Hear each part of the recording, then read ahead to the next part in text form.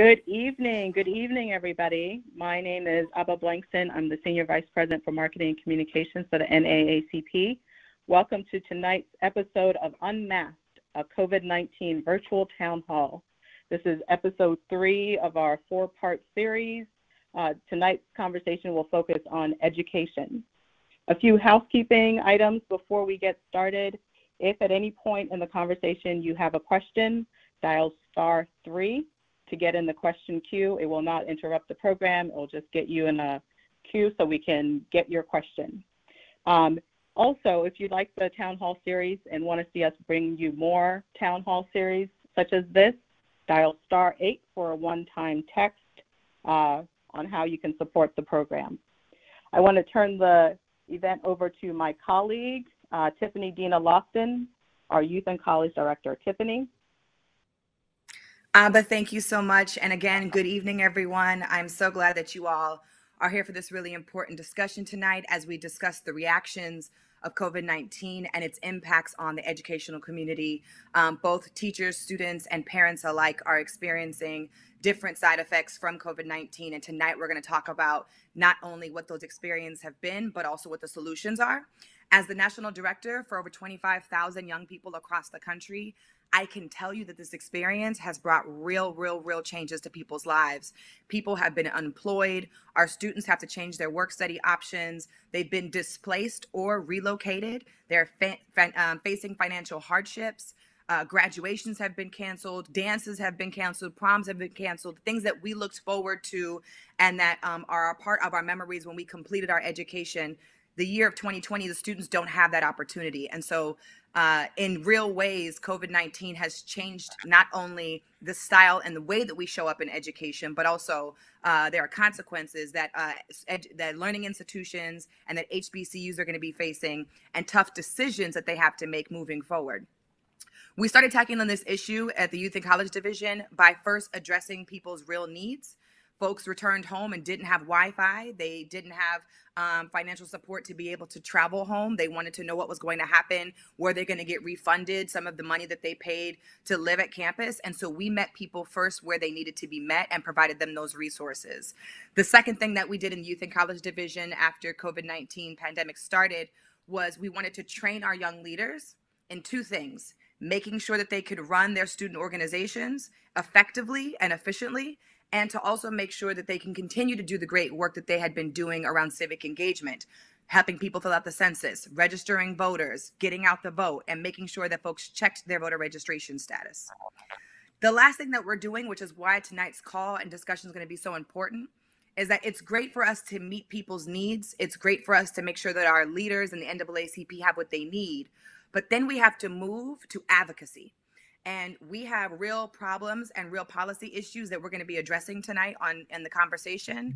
I want you all to stay engaged, to ask us questions on social media, to ask us questions on tonight's call, to figure out what is that you can do in your community to make sure that the education system, that the students are getting what they need, that teachers feel supported, and that parents also feel supported. So I'm really looking forward to tonight's incredible discussion. And we have someone really incredible who is going to be moderating this for us tonight. He is not only the BET News host, he's not only a Temple University professor, but he's also a bookstore owner and my traveling buddy, Mr. Lamont Hill. So I want to pass it to Mark. Tiffany, thank you. It's so good to see you, Tiffany. It's so good to see everyone out there virtually as we talk about this issue. As you know, COVID-19 has been a crisis. It's been a healthcare crisis. It's been a public access crisis. It's been an economic crisis.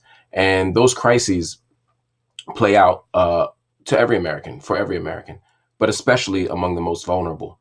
And we've talked about it in the area of job access. We've talked about it in the area for small business owners in particular. We've talked about it in terms of healthcare access. All of these are things that we've talked about week after week after week. And the NAACP and BET has been committed to advancing the conversation. And one of the ways that we have to advance the conversation is to also talk about education.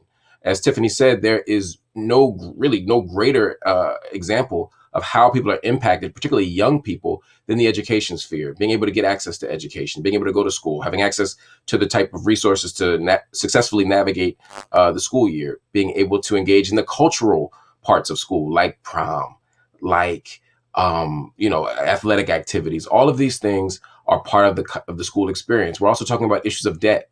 We're talking about issues of access and equity. These are the things that we want to talk about tonight. And in true NAACP fashion and BET fashion, we want to do this by having part analysis and part action. So tonight we have a really an amazing group of speakers who will offer a deep analysis of what's going on, enhance our understanding of the problem, but also, as Tiffany said, help us understand the solutions, help us move toward some actionable things that can leave us better than where we started tonight. And so we have amazing folk. We have Bobby Scott, Congressman Bobby Scott. We have Becky Pringle, Vice President of the NEA.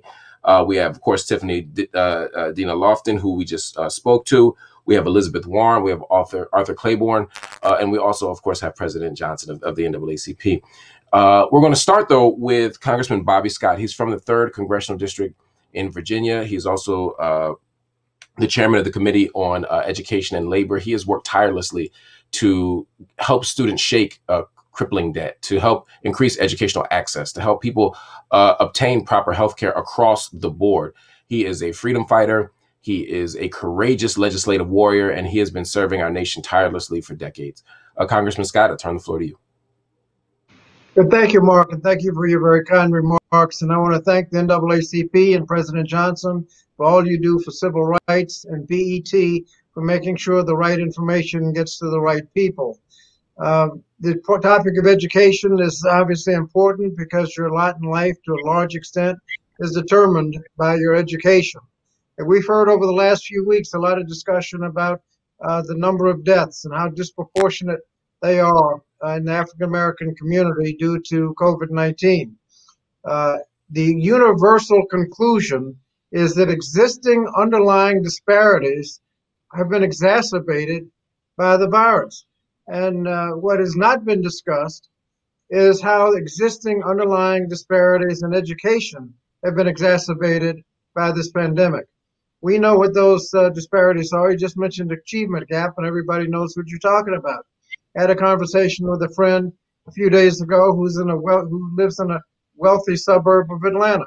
He said the schools closed on Friday. On Monday, his son was getting distance learning over the computer because everybody had a computer. If someone didn't, message had gone out. If you need a computer, just ask for one, we'll get you one.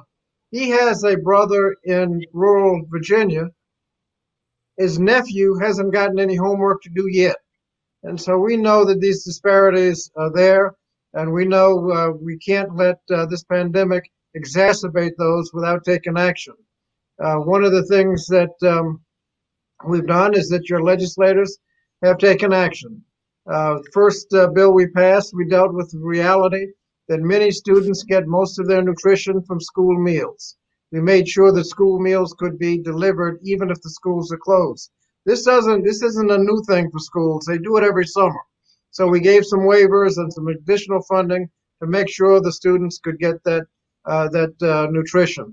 We also put money into early childhood education and Head Start. If you miss those opportunities, you could never catch up.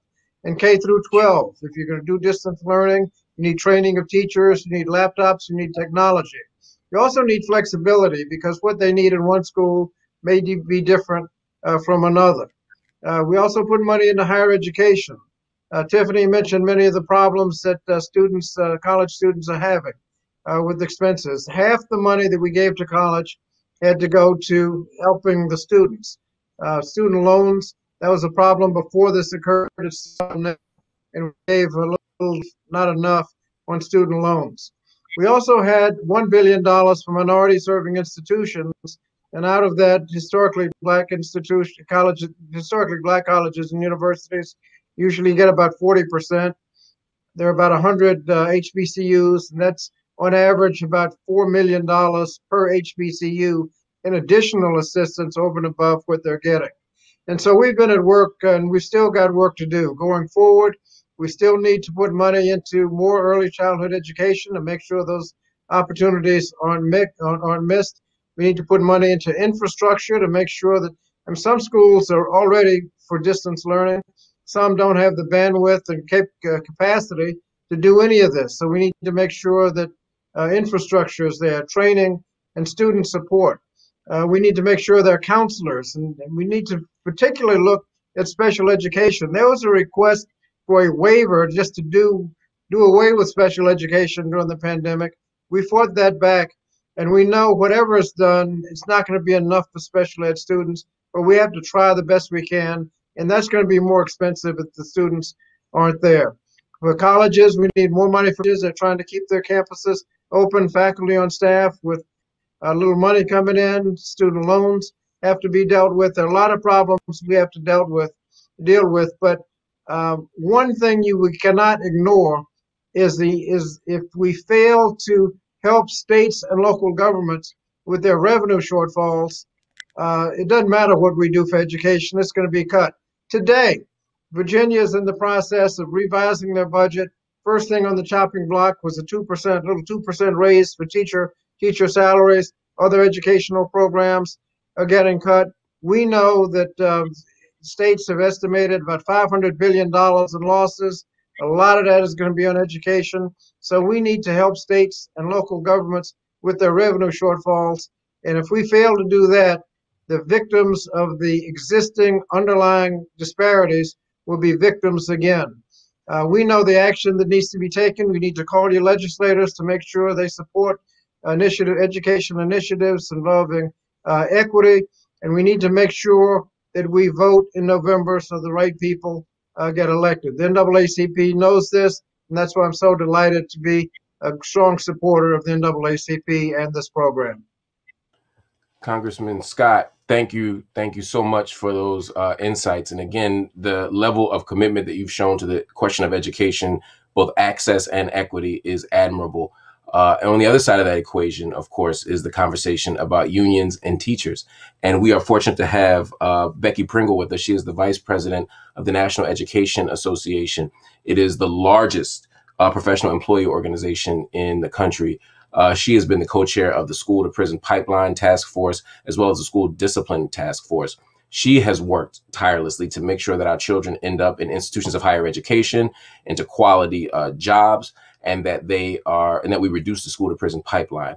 Rather than focusing on disciplining and punishing and blaming young people, she has committed to finding ways to see promise and possibility in them, and also to make sure that teachers get access to living wages, and that we don't focus on blaming teachers, but we find ways to see teachers as valuable, invaluable, sorely underappreciated, maybe underpaid, definitely underpaid resources in our community. And so I'm going to pass the microphone over to Becky Pringle as she talks to us a little bit about the relationship between teaching and this COVID crisis. Good evening, Mark. Can we make you our advocate? Good evening, everyone. Thank you, Chairman Scott. We thank you for being such a strong advocate for our students and for our schools. And thank you, President Johnson and the NAACP for convening these very, very important discussions. So here's the reality. Structural racism is actually the pre-existing condition that destined us to be where we are, where our communities of color are disproportionately impacted by the coronavirus. We shouldn't be shocked. We know that these conditions existed forever. We know that our people of color are more likely to live in places where they have food deserts and they don't have access to high quality food, or live in close proximity to each other, so they don't have the option for social distancing, that they are suffering from economic insecurity, so they don't have that ability to shelter in place. We know that this virus was destined to impact these communities more than others. And when that has a greater impact on our communities, it has a greater impact on our students. Our students who have already suffered years of dealing with the inequities in not only the education system, but all of the other systems that impact education. We know that students who come to school hungry cannot learn. We know if students don't have eyeglasses and can't see, they can't read. All of these systems impact the public education system. So this is what we at the NEA are focused on doing. We know that we have to address the urgent issues right now. Right now, we have people who are joining with our educators in California and delivering meals. Right now, we have teachers in Florida who are delivering learning packets. Right now, we have bus drivers in Wisconsin who are driving around to find a parking lot so they can set up a hotspot for those students who do not have access to the internet.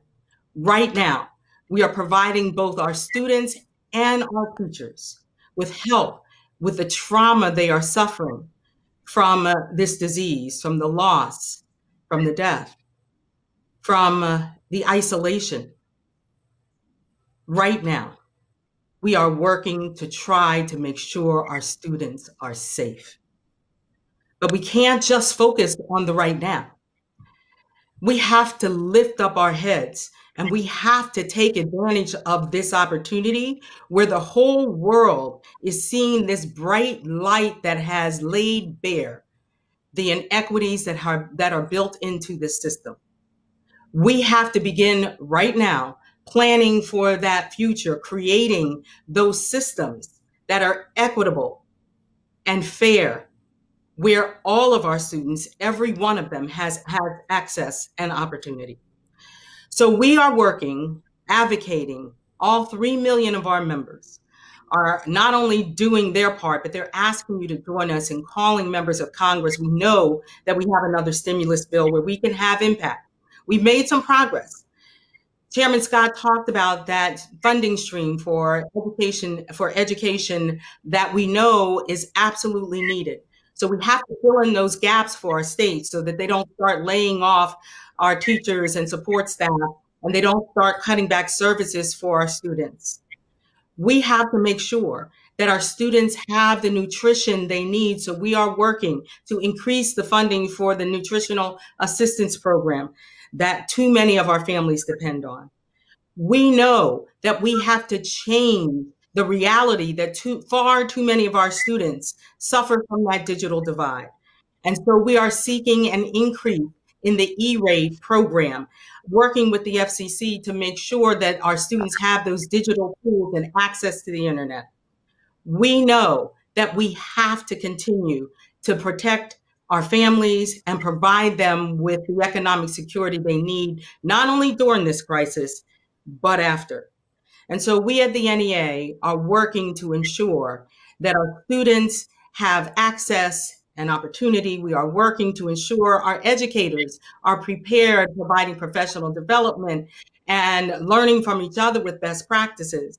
We are making sure that we're connecting with our parents so they can help us to ensure that our students continue to learn. We are fighting for nurses and counselors because we know when this crisis passes and our students and educators return to school, they will be suffering from trauma that we have to be prepared to address. So here's the thing. The 3 million members of the NEA are committed, as they always have been, to filling these gaps of inequities, but we cannot do it alone. We are committed, and it reflects in our preamble for our mission. We, the members of the National Education Association of the United States of America, are the voice of education professionals. Our work is fundamental to this nation, and we accept the profound trust that has been placed in us. So we will not stop fighting for our students, just like the tens of thousands of teachers and support professionals who took to the streets over the last 2 years and fought for education funding, for smaller class sizes, for restorative practices, for community schools. We will not stop until our students get what they need and deserve. And I can promise you that we will do everything we must to be worthy of our students. I have no doubt, so too will you. Thank you so much. It has been so far a class session for me between Congressman Scott, who offering that deep analysis of the legislative dimensions of this, and then of course Becky Pringle taking it right down to the ground with what teachers need and what students need and what the commitment is.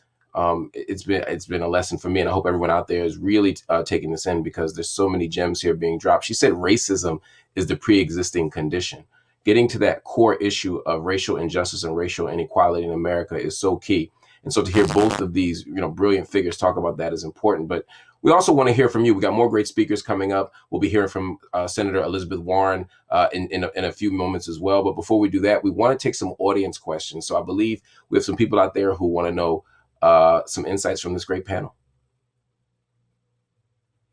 Excellent. Mark, we have a question from Dr. Joyce Morley from Atlanta. Dr. Joyce, you are on. Good evening, and I want to first say thank you all to Mr. Johnson, and I've been listening. Congressman Scott and Ms. Pringle, you all have excited me. I'm on the DeKalb County School Board here in Georgia, and I'm also on the steering committee for the Council of Urban Boards of Education.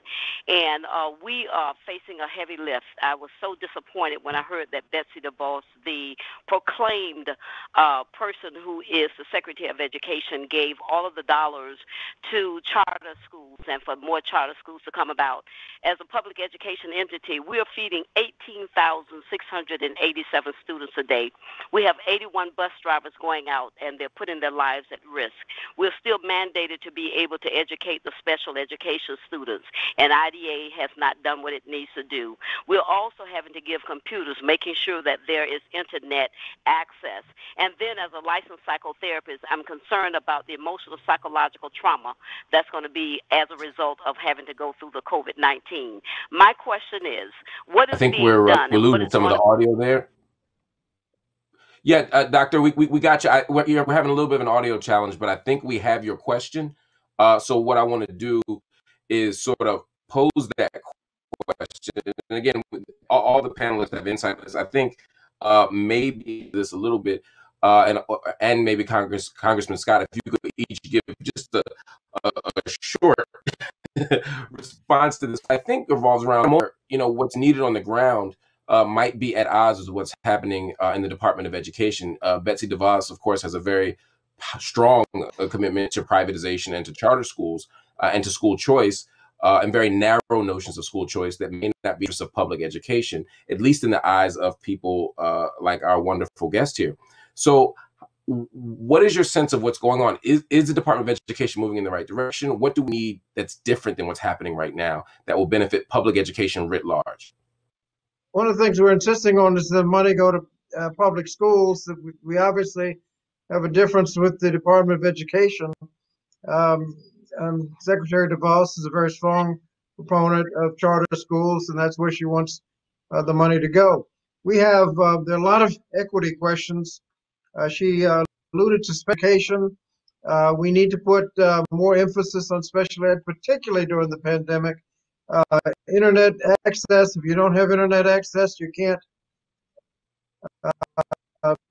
possibly participate in distance learning. The psychological services. This pandemic has been very traumatic to us, and you've got it when it has to be dealt. Summer program to time those at the internet support that we need to be doing, and to focus and have equity as a difference of opinion and approach is an understatement when it comes to talking about Betsy DeVos. It is unacceptable that she was using this time of crisis to focus on her pet project of diverting money from our public school system into voucher schemes, which is what that's what she's trying to do. She's kind of trying to hide it in what she's calling micro grants, but it still is her job to destroy public education and siphon money by siphoning money from it, and making sure that folks that want to profit off of our kids get richer. That is unacceptable, and we are not going to stand for that. What she needs to do is read the NAAC report on charter schools, where after traveling all over this country and listening to parents and community members everywhere, they are calling for a moratorium on charter schools because they know that the research needs to be done so that we don't continue to disadvantage our communities that have already suffered from disadvantages historically. It is unacceptable. And we are fighting to ensure that members of Congress, and I know that Chairman Scott is right there with us, and so will Senator Warren be right there with us to ensure that none of this funding goes to do that. Absolutely, absolutely. Important insights from both of them. Again, as for those, I know there was a slight technical difficulty there, but one of the things that Congressman Scott was saying was that there is a difference of opinion between what he's doing, what many people in Congress are doing, and what the White House, or at least the Department of Education, is talking about in terms of the commitment for devoting those funds to charter schools, and also, which are of course public institutions that are privately funded, and to private education writ large, or privatized models and school choice models. That's an important point to make. And as Congressman Scott said, the lack of access makes distance learning difficult. If you don't have internet access, you can't do distance learning. If you don't have access to the same resources as your suburban or other well-resourced counterparts, you can't do school well. And so this is all part of the conversation that we're trying to have. And of course, Becky also made an important analysis talking about not just that it's a small disagreement, but a large disagreement that has led to gross amounts of inequality among the most vulnerable students, particularly in public education and particularly in urban public education spaces. And so those insights are incredibly useful and incredibly powerful, but we got a lot more coming up. I want to introduce Arthur Claiborne. He is a student leader at North Carolina A&T University. He is the chapter president for the NAACP at North Carolina A&T. Arthur is also a student leader and activist on campus. And most importantly, he is a member of Kappa Alpha Psi Fraternity Incorporated. So with that kind of resume, we got to talk to him. So Arthur, I'm going to hand it off to you.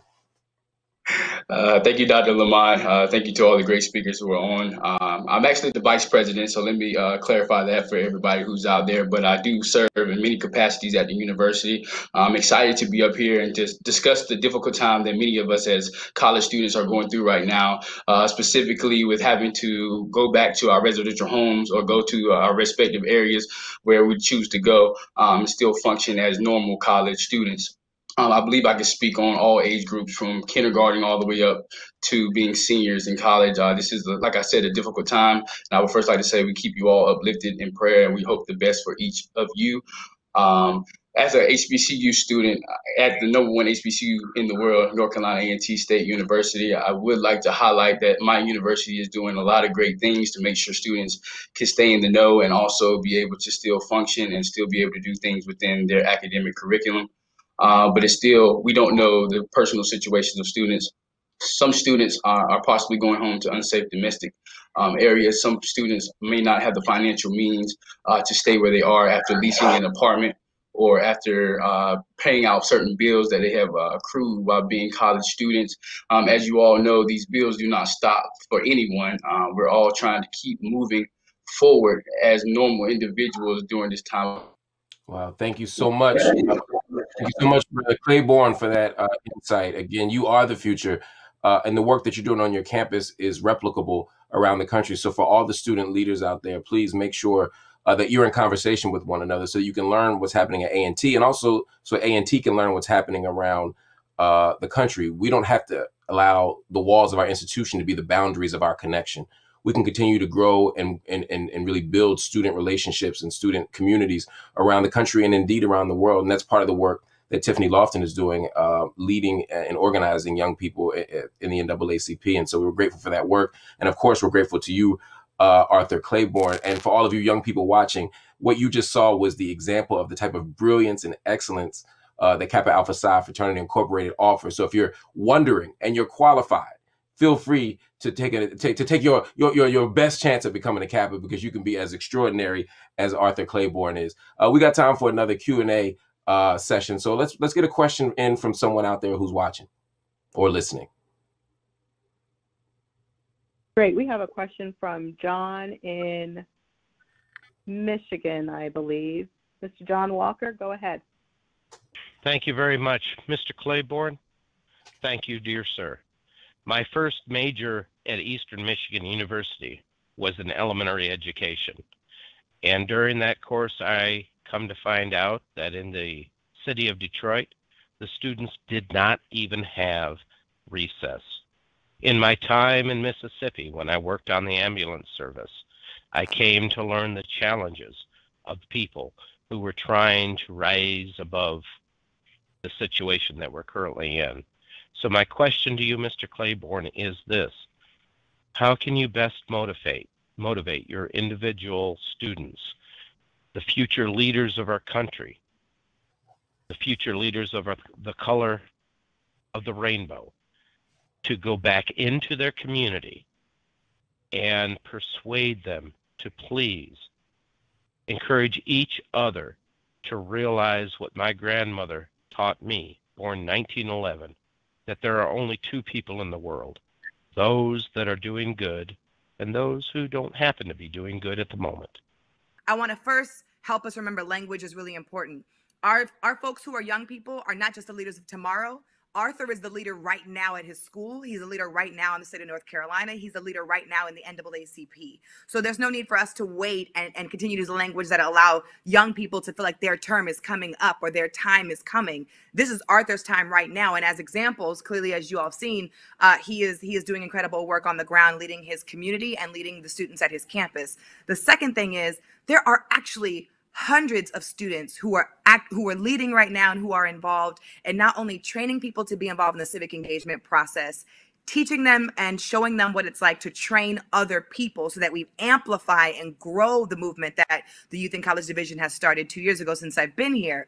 But also, I want to make sure that when we talk about young people, we're not assuming or generalizing them into not knowing what's going on the national level or to not being plugged into what's happening with COVID-19, as you've clearly heard from Arthur's experience. And so the two things that I want to give you all as ways to continue to work with young people and to engage young folks in this moment is I'm so glad Arthur said that his value was love, because mine is making sure that we check in with each other personally first.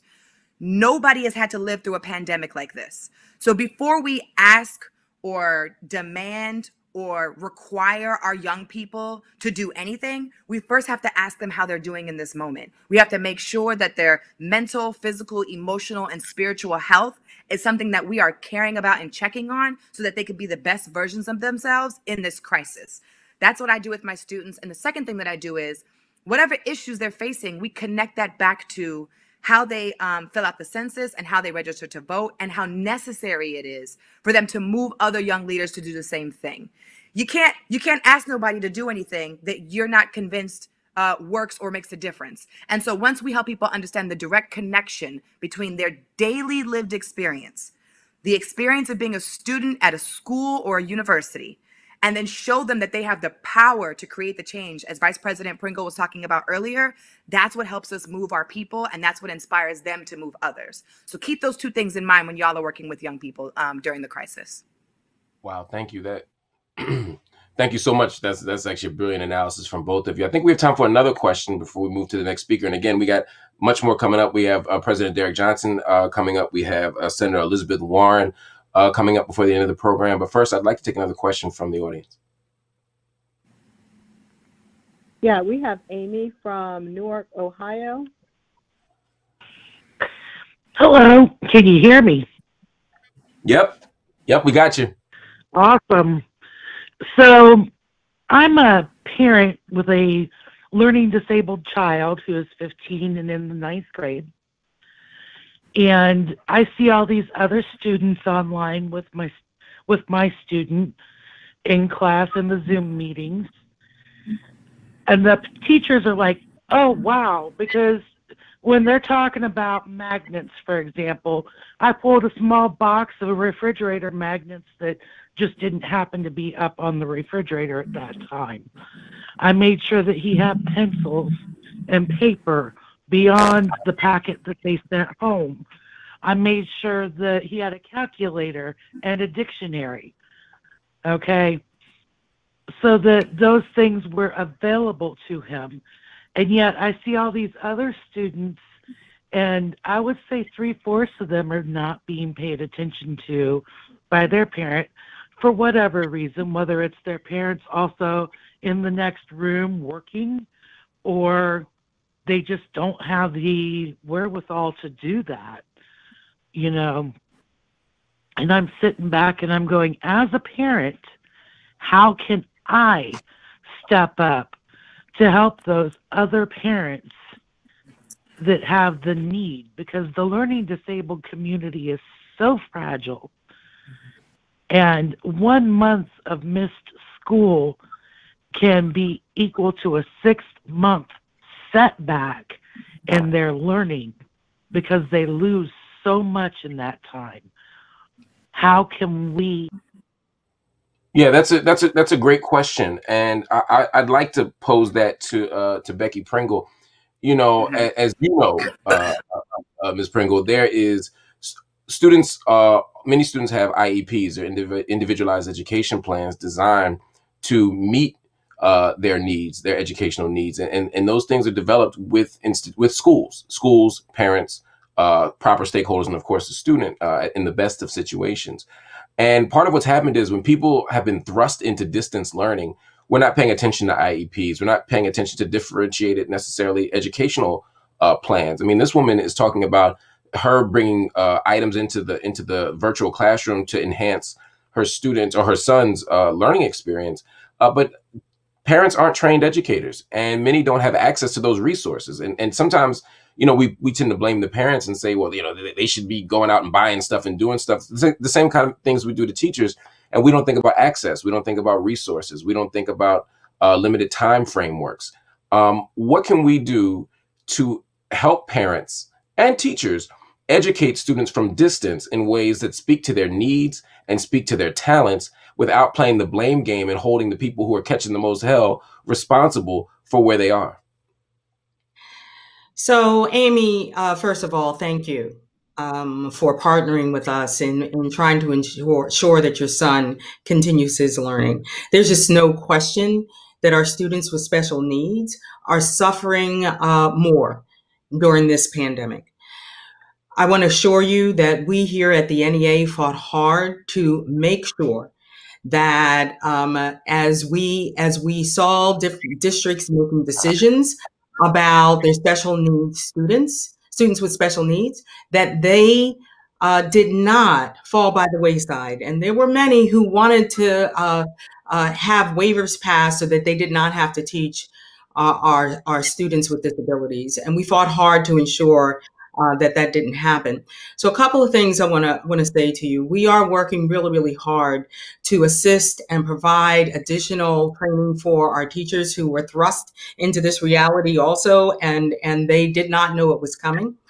Especially focused on our students with special needs. One of the things that we found is that we rely heavily on our support professionals who are paraprofessionals who provide that extra assistance to our students with special needs. And so we're working directly with them as well and with our teachers to have them provide that additional support digitally. We are fighting to ensure that dedicated stream of funding that I talked about before begins to address the long-term promise that the federal government has made around special education. Forever, they have promised that they would fund up to 40% of what's called the Individuals with Disabilities Education Act. They have never done that. And it has left states and locals scrambling to try to fill those funding gaps.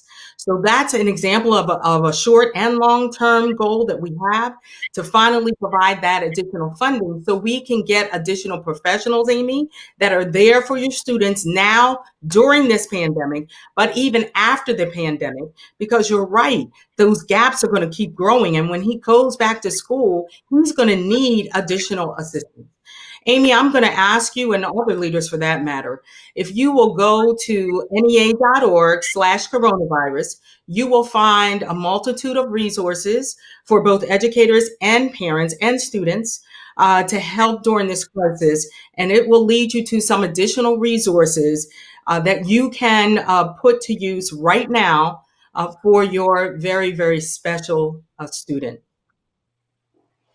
Well, thank you so much for that insight. We have so much more to come in the limited time we have. Of course, Elizabeth Warren will be with us, but before we get to Elizabeth Warren, of course, we have the NAACP president, Derek Johnson, with us. Again, a brilliant leader, a fearless leader, someone who has worked tirelessly on behalf of the vulnerable, on behalf of Black folk, continuing that long tradition of the NAACP of advocating for us with love. So, President Johnson, I give the floor to you.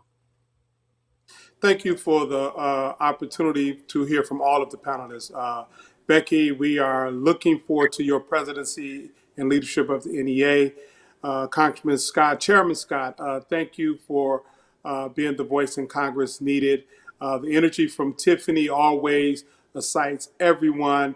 And without our Youth and College Division, we would not be the organization that we are, 111 years old. I was a college president. I was a state youth president.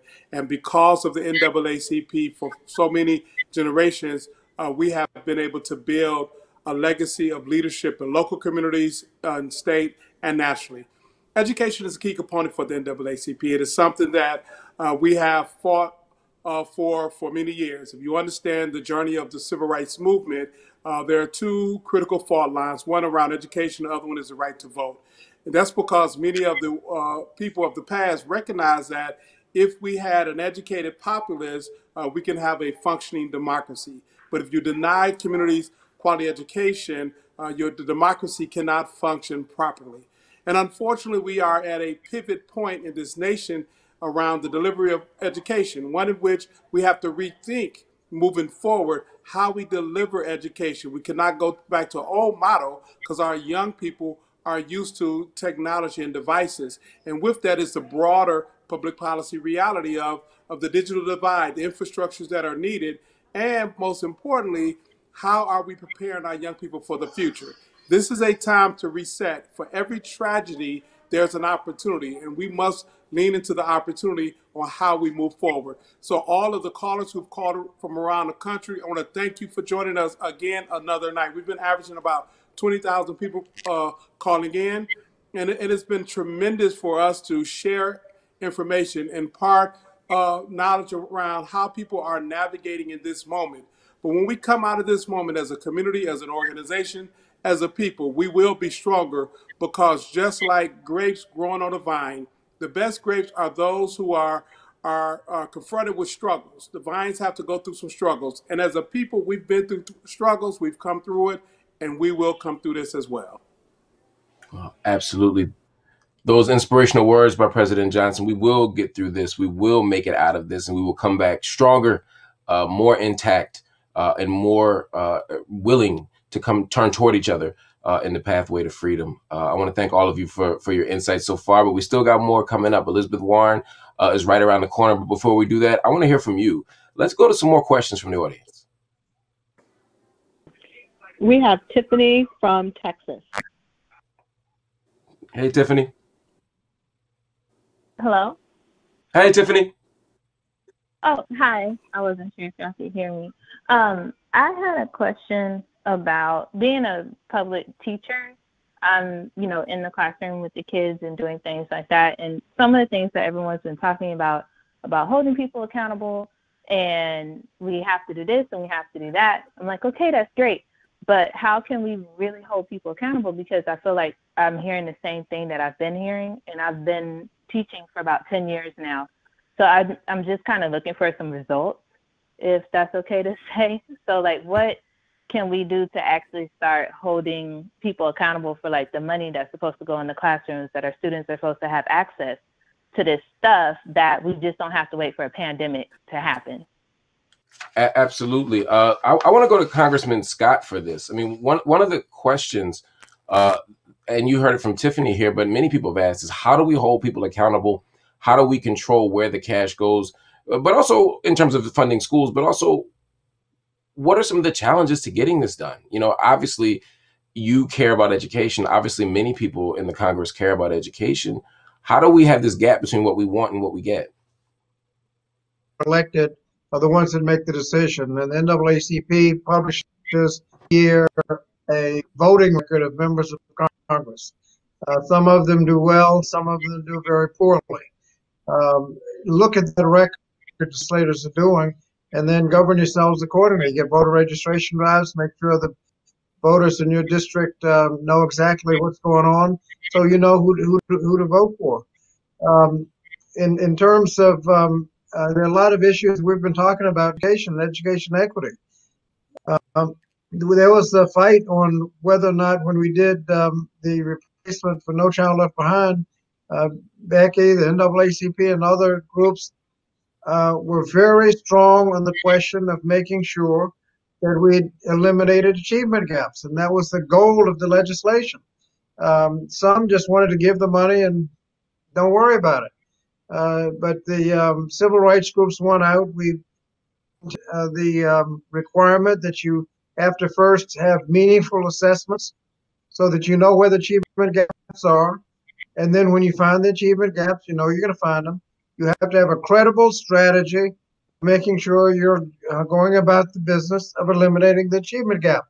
Now, the executive branch has to hold the states accountable. You elect the wrong executive branch, they're going to be very lax. If better executive branch, they'll be much stricter and make sure that the state plans have credible strategies of eliminating the achievement gap. And we'll have an election in November, and we'll be able to have the opportunity, judgment, to have stronger enforcement on what kind of equity we have in education. Becky pointed out, if we do it right, our students' next generation can be the best they can be. If you get it wrong, in the school to prison pipeline, we need to get it right. And the NAACP has the information. Just follow it and make sure you vote. Have voter registration drives to make sure the right people are voting. Now, there's going to be voter suppression, so we have to work harder than we should have to work to get people out to vote. But that being the case, it makes a difference. Virginia, a different General Assembly this year, and instead of voter suppression initiatives that have been the rule in Virginia, we've actually made it easier to vote in this past session. So it'll make a difference, but you have to elect the right people. Electing the right people is key. We have an opportunity to elect the right people in November. I'm not telling you who to vote for right now in this broadcast. What I am telling you is your voice and your vote matters. So make sure you are registered and make sure on November 3rd you show up and you pull the levers for the people who you believe can leave this country better than it is right now. Re-elect those who you think have done a good job. Get those out of office who you don't believe did a good job. But we cannot sit this election out. There's no election that we can sit out. But the stakes have never been as high as they are right now. I want to move on to someone that you all know, Senator Elizabeth Warren. She has dedicated her career to studying while families go broke, fighting to rebuild the middle class. She became the first woman ever elected to the Senate in Massachusetts in 2012. But she's had a long and tireless career as a law professor, as an advocate, as a brilliant voice for the vulnerable. And I want to turn the microphone to her so we can hear from Senator Warren. Mark, we're going to take a couple of questions. Senator Warren is on her way, and so we can take a couple more questions until she's on. Okay, that's great. So Senator Warren is on her way. We'll immediately jump to Senator Warren as soon as we have the opportunity to. But before we do that, let's grab a couple more questions. Who do we have? We have Noni from New York, from Rochester. Okay, Noni. Hi, how are you? Thank you for giving me the opportunity to talk tonight. But I have some serious questions for the city of Rochester. The students currently in the suburbs are getting laptops from K through 12. The inner city kids from K through 5th have no computers. So teachers are either taking students' work, driving it to their house once a week, and doing Zoom with them online, um, for some of those students, or they're doing dual by phone, whichever way is possible for those students. But to me, what's going on right now in this city is systematic racism, because I'm not sure why the children in the suburbs are all getting computers, and then the city kids don't have computers. So it's really making it hard to teach those students without those utensils or nothing. It's really frustrating right now, and I really don't know what we could do for these kids to have those resources. So thank you for that question, Noni, and I'm going to direct this to the experts. But one thing I will say is the first thing we have to do is organize. Organized people defeat organized power. And too often, those who have the least are given the least. And it's our voices that will help make a difference. It's not your fault that you're in a circumstance that you're in. We should live in a country where your zip code, how much you pay in taxes, what your property taxes are, what kind of home you own, your economic lot in life should not determine whether or not you go to jail, whether or not you die from a preventable disease, whether or not you have access to educational resources. But right now, we're in a country where how much you make and who you are at the socioeconomic level shapes all these other realities for us. And so we have to push back against that. That's why we vote. That's why we organize. That's why we tell these powerful truths in public.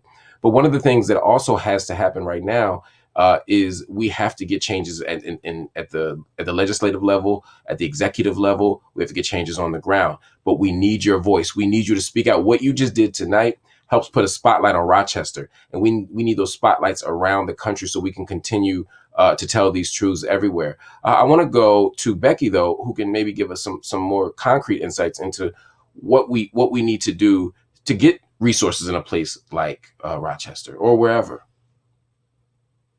So, Noni, what you described, unfortunately, is happening all over this country. And we know that the resources that our students need to learn are not getting to those students who need them the most. And by the way, they've never had them. We have in this country what we call a homework gap. We know that at this point in time, in 2020, that more of the homework that is assigned to our students requires access to the internet. And so we know that already before the pandemic hit, that there were persistent gaps and they were growing. It's unacceptable. Let me tell you a few things we're doing right now, and then I'll talk about what we need to do in the future.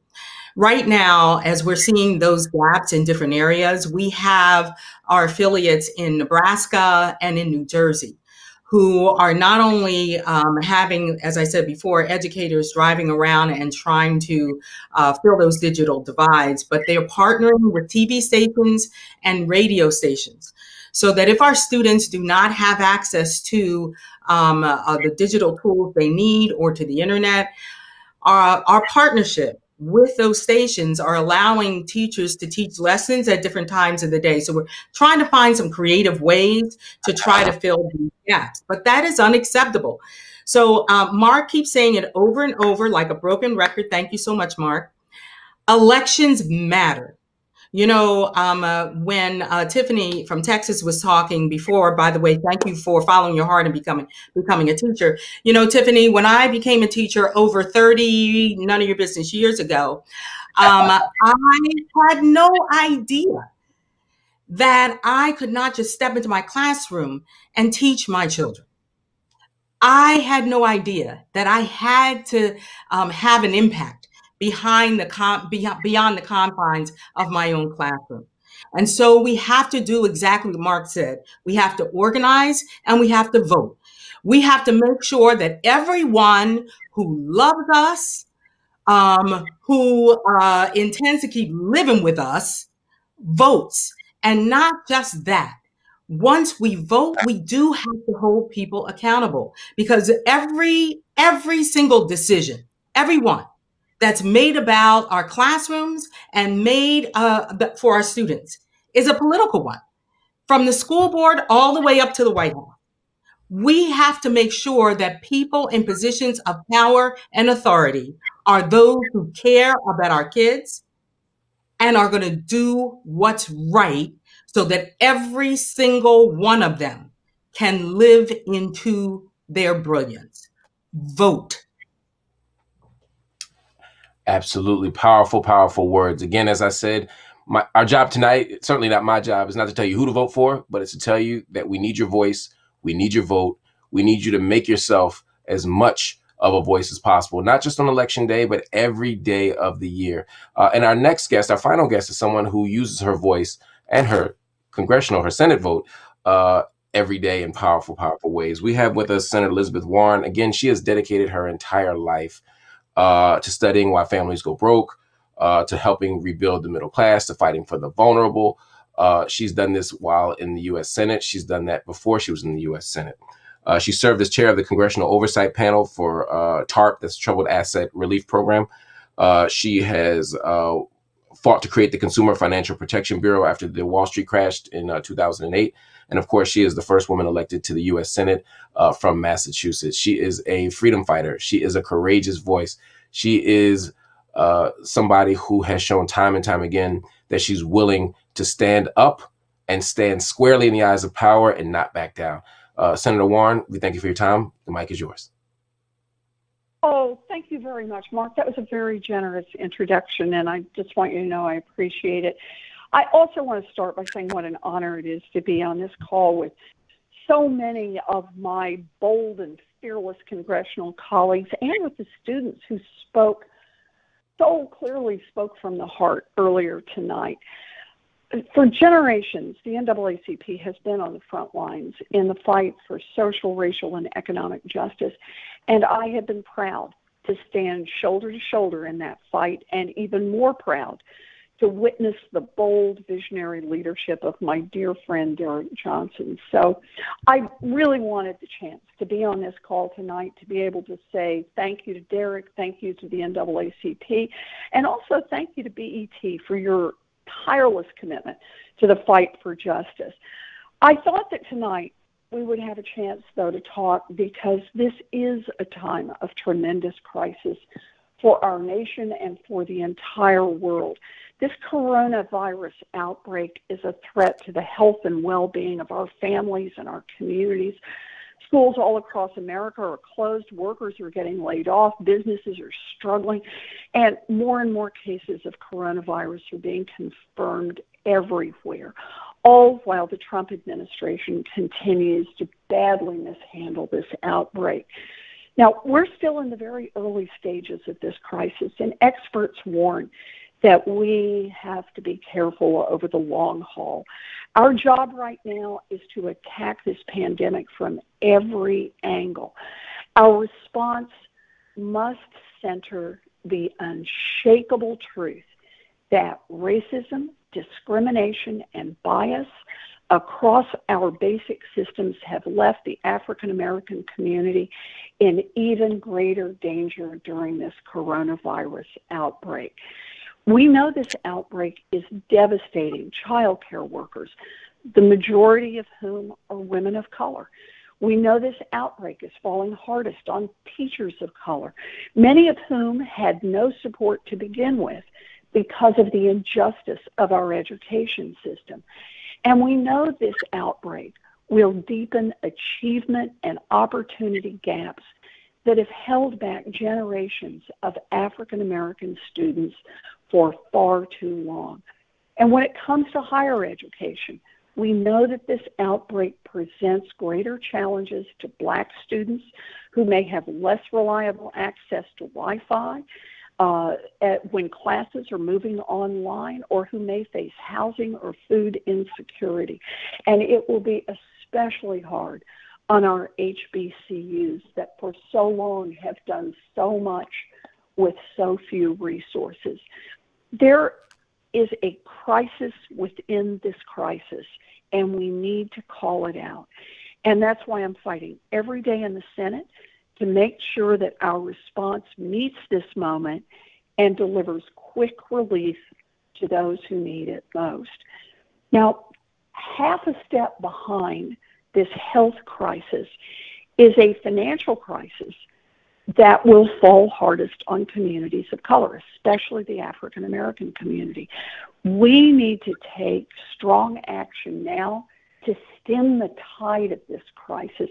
And we can start by learning the lessons of the financial crisis that nearly tanked our economy in 2008.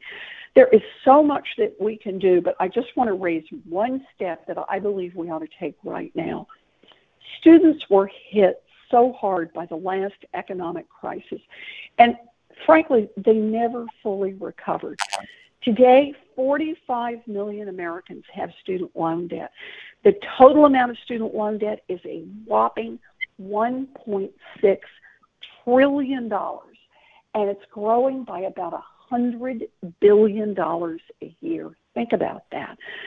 But the burden of student loan debt is not distributed equally across all Americans. It disproportionately burdens African American students. On average, Black students are nearly 20 percentage points more likely to take out federal student loans. Half of Black borrowers default on their loans within the first 20 years. In this time of crisis, we need action.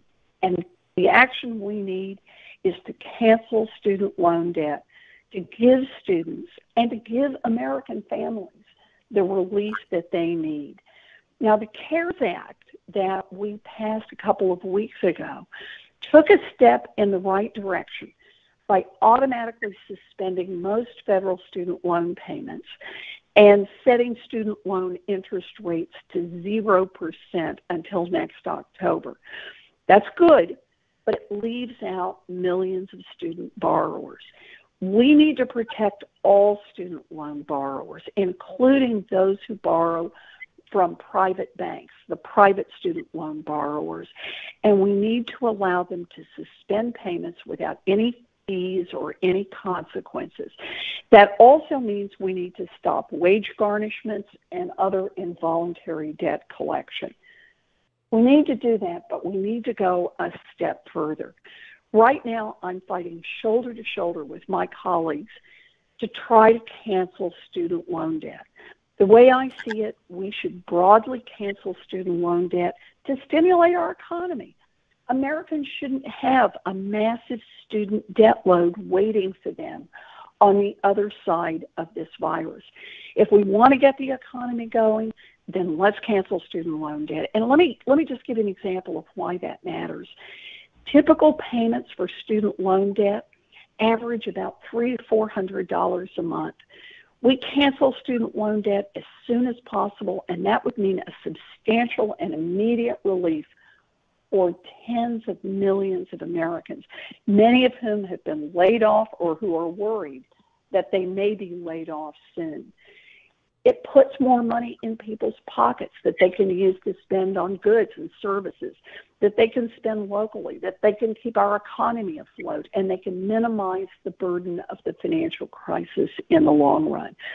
So we're going to do another stimulus package. You know that we have one coming through right now that focuses on hospitals and small businesses. But the next big stimulus package, which should be coming in a few weeks, has to be one that supports our economy from the grassroots up and that permanently improves the lives of people who too often have been left behind. And one way we can do that is let's cancel a chunk of this student loan debt. So tonight I'm asking you, join me in this fight. Many of you already have. The NAACP has been out in front, leading the charge for this critical action. This moment of crisis calls on all of us to do what we can to fight back.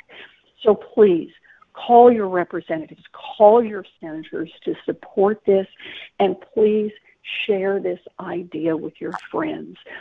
We saw what happened in 2008. After the financial crisis, young people were pushed into a weak job market and they plunged even deeper into student loan debt.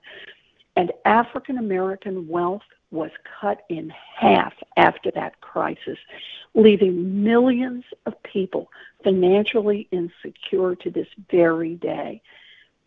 This crisis shows us that the fight for justice across our basic systems is needed now more than ever.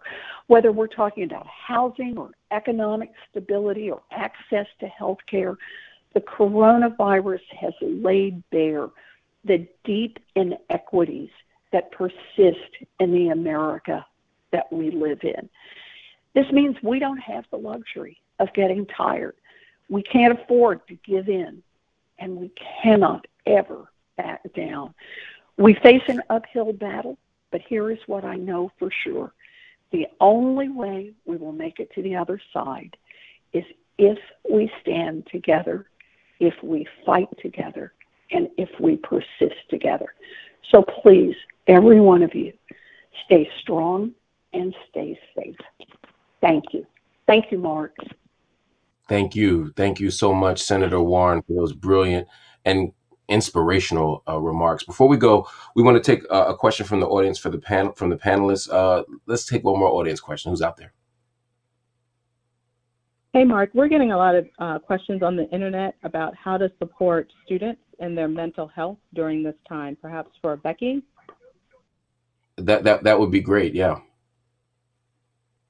Yeah, absolutely. We're not only finding that our students are really suffering. They're suffering right now. They're suffering from being separated from their friends. Many of them are at home alone. Some have their parents. They're helping them, but their parents are trying to work and do homeschooling. And we know that they have such a high level of anxiety around this uncertain future and what's going to happen. And so we are providing tools and resources for our students as well as for our educators. And we're inviting both to join us for some self-care exercises and sessions that we put up online. So again, go to nea.org/coronavirus and join us to focus on those social emotional needs that our students need all the time so they can learn, but especially in a crisis. We absolutely see the impact on their mental health in ways that unfortunately we're not shocked by, because they're already having some of those challenges. But we know that if we come together as a community, and we're seeing much more success in those places, Mark, especially where they have come together and created community schools, where everyone in the community is surrounding our students. They're exercising their shared responsibility to ensure that everyone has what they need when they need it. And if they have those systems in place, when this crisis came, they were much more prepared to deal with it. And so we are going to be fighting to ensure that we have more of those community schools post-crisis, and then mining those resources of the community to surround our students with the care and support and provide the safety that they find in their schools, in their homes, in their communities right now. Absolutely. Wow. Powerful words and necessary words, because again, the thing we have to remember is students aren't homeschooling right now. We're not working from home right now. We are doing school and we are working at home in a crisis. That's very different. This isn't a normal distance learning or distance working situation. We're in the middle of a crisis that exacts so much pressure on us mentally, emotionally, financially. And we have to take that seriously and constantly remember that, because we only come out of this, as Senator Warren said, if we commit to doing this together, to resisting together, to battling together, to standing up for justice together, and then we will win together. But again, we need your voice and we need your vote. Before we go, I want to offer some concluding words from President Johnson. Good. Thank you, Mark. I want to thank all the panelists who joined us this evening. And as it has been said over and over, elections have consequences. And for the NAACP, we are preparing now for the November election. If you want to join us in this effort, go to naacp.org/engage. Sign up as a volunteer. We have built out a plan called Relational Organizing, and we need your help to target those low propensity voters. These are individuals who are actually registered to vote. and I often give the story about the state of Michigan. The state of Michigan was lost in 2016 by 11,000 votes. There were 28,000 African Americans in the city of Detroit, 80% African American city, who skipped the top of the ticket. The election for the state, for the nation, was lost because 28,000 people didn't vote in the top of the ticket. Had half of those people voted, perhaps we would be looking at a different reality and many of us would not be sitting at home tonight. This pandemic is a man-made pandemic. The virus is not man-made, but the response that this administration gave to the virus is man-made. And so as a result of that, we are sitting in the consequence of a public health crisis. Secondly, in order for the NAACP to continue to do the work, we need your support. If you are on your cell phones, go and hit *8 and provide support. We're going to continue to advocate as we have done for the last 111 years, but we need your support to do it. We are an organization of volunteers across the country, 47 states, 2,200 units, and 2.4 million people who subscribe and follow us every day. We need your support. And then finally, the Senate on yesterday passed a fourth CARES Act. But in this CARES Act, it allowed for small businesses, nonprofits, and in some cases, our churches to apply for what's called the Paycheck Protection Program. Tomorrow morning, 11 a.m., we're going to convene a webinar with experts to help people understand how to fill out the paperwork to participate in that important program. That is a program that could be the lifeline between our very small business across the country to survive. Again, go to our website, naacp.org, to sign up. That webinar will take place at 11 a.m. Our goal is to have people prepare with their documentation. So when the House vote tomorrow, and if they agree with the Senate, that program will be automated, and we want to make sure we get in the front of the line. But finally, to all of our panels, to all of you who have called in week after week, I want to say thank you. We will get through this. We will continue to provide quality information, but we need your support. So please hit *8 to support the NAACP. Have a great night. Thank you, and thank you.